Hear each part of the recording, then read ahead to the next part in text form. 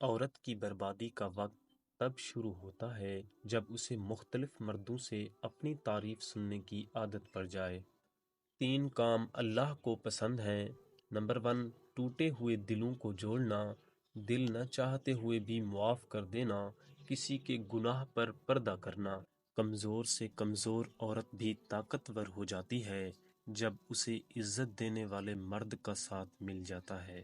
باپردہ عورتیں غیرت مند بھائی، غیرت مند باپ اور غیرت مند شوہر کا فخر ہوتی ہیں۔